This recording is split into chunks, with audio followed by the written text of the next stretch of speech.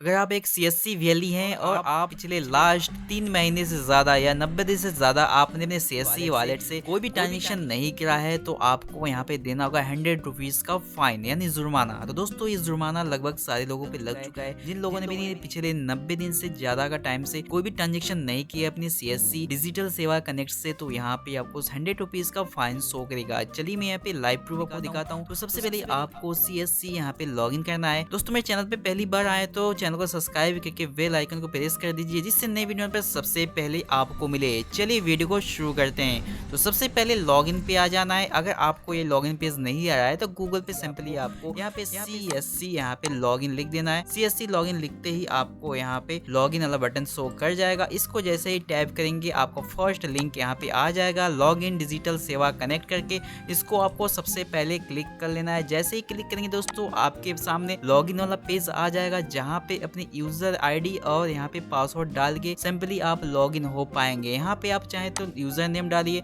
या फिर अपने रजिस्टर्ड ईमेल यहाँ पे जो भी CSC में लगा हुआ है उसको डाल के भी और पासवर्ड डाल के कैप्चा कोड डालने के बाद सिंपली आपको साइन इन हो जाना है। ठीक है, तो चलिए फटाफट यहाँ पे हम साइन इन होके आपको दिखाते हैं। तो जैसे ही आप साइन अप होने की प्रक्रिया करते हैं तो इस तरीके से आपको वेरिफिकेशन होने के बाद ऑटोमेटिक यहाँ पे आपका जो डेटा है ओपन हो जाती है। यानी जो मेन पेज है होम पेज है इसका कुछ इस तरीके से कुछ इस तरीके से आपका डैशबोर्ड दिखता है। यहाँ पे आप देख सकते हैं वार्निंग मैसेज आ चुका है, ये वार्निंग का सैंपल है, आप देख ही सकते हो। और देख सकते हैं यहाँ पे लिखा हुआ you have not transact and DSP for the last 160 days you have record to. तो यहाँ पे ये बता रहा है पिछले 160 दिनों से इस वॉलेट से कोई भी ट्रांजेक्शन नहीं किया है। यानी आपने अपने CSC आईडी से 160 दिन के भीतर कोई भी यहाँ पे ट्रांजेक्शन ना होने की वजह से आपके ऊपर 100 रुपए का जुर्माना दिया गया है। 100 रुपए आपका फीस लगेगा जो कि समझ सकते हैं जुर्माना के तौर पे ही समझ लीजिए ये देना होगा। और यहाँ पे साथों साथ ये भी लिख रहा है कि अगर आप इसे पेमेंट करना चाहे तो पे नाउ पे क्लिक करके पेमेंट कर सकते हैं। अगर आप चाहते हैं CSC आईडी अपनी सरेंडर करना चाहते हैं, बंद करना चाहते हैं तो आप सरेंडर CSC आईडी पे क्लिक कर सकते हैं।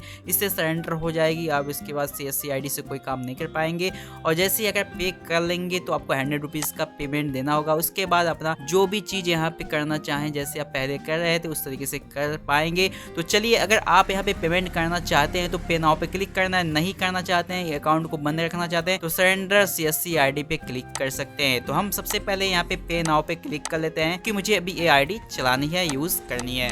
तो गाइस यहाँ पे देख सकते हैं सिंपली हम यहाँ पे पेमेंट करने जा रहे हैं और यहाँ पे 100 रुपीज़ का मेरे अकाउंट से यहाँ पे डिडक्ट हुआ, यानी जो भी यहाँ पे CSC वॉलेट है वहाँ से कटेगा। अदरवाइज यहाँ पे पैसे नहीं है तो आपको सिंपली UPI से आपको ऐड करना पड़ेगा। तो यहाँ पे हम सबसे पहले अपनी जो CSC आईडी का पासवर्ड है उसको मैं यहाँ पे डाल देता हूँ। जो पासवर्ड है, पासवर्ड डालने के बाद आपको पिन मांगा जाएगा। तो पासवर्ड और पिन दोनों अलग होते हैं।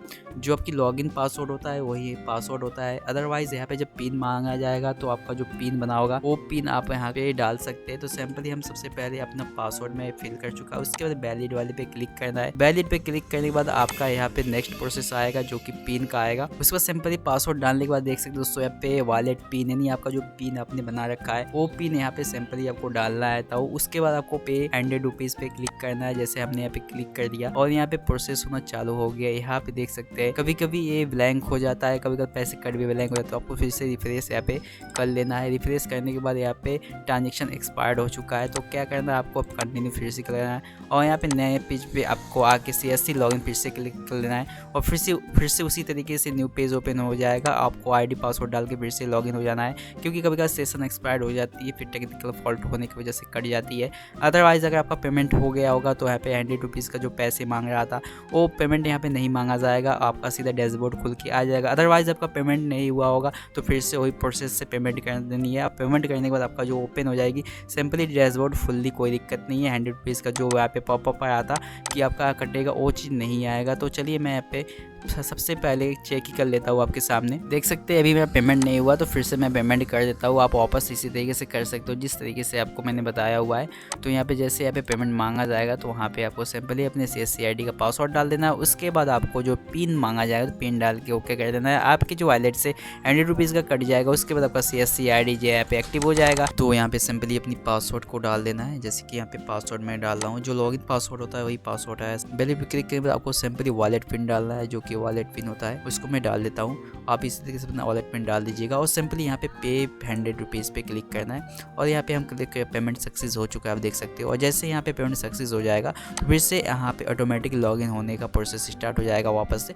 और 100 रुपीज़ का प्लांटी लगा हुआ था वो प्लांटी यहाँ पे हट जाती है। उसके बाद सेकंड यहाँ पे आप देख सकते हैं CSP SPP need to take monthly attendance of active valleys with first answer every month, kindly update your attendance for frequency. यहाँ पे बोल रहा है अगर आपको अपनी CSC वैली से पर मंथ कम से कम एक यहाँ पे ट्रांजेक्शन करनी है, इससे आपका अटेंडेंस बना रहेगा। पर मंथ आपको कम से कम एक यहाँ पे ट्रांजेक्शन करनी है तो भी जाके यहाँ पे कोई भी इशू नहीं आएगा। अदरवाइज नहीं करते हैं तो फिर जाके आपको यहाँ पे 100 रुपीज़ का प्लांटी लगा दिया जाएगा। अगर 90 डेज के भीतर आप फिर से कोई ट्रांजेक्शन नहीं करेंगे, इसलिए आपको कम से कम एक ट्रांजेक्शन में आप मोबाइल रिचार्ज कर सकते हैं, बिजली बिल पेमेंट कर सकते हैं, अदर यहाँ पे फास्टैग रिचार्ज भी कर सकते हैं। यहाँ पे किसान सम्मान निधि का पे कोई भी ट्रांजेक्शन मतलब कोई काम करेंगे जो भी फीस पेमेंट होती है तो एक ट्रांजेक्शन में काउंट हो जाएगा। तो यहाँ पे कुछ भी यहाँ पे ट्रांजेक्शन कर सकते हैं। तो उम्मीद करता हूँ ये वीडियो आपको पसंद आएगा। वीडियो ऐसे ही इसी तरीके से मेरे चैनल पे वीडियोस आते रहते हैं। वीडियो अच्छी लगी हो तो लाइक और शेयर जरूर करिएगा, साथ ही साथ चैनल को सब्सक्राइब करना बिल्कुल मत भूलिएगा। तो आज के लिए बस इतना ही। जय हिंद, जय भारत। मिलते हैं एक नए वीडियो के साथ।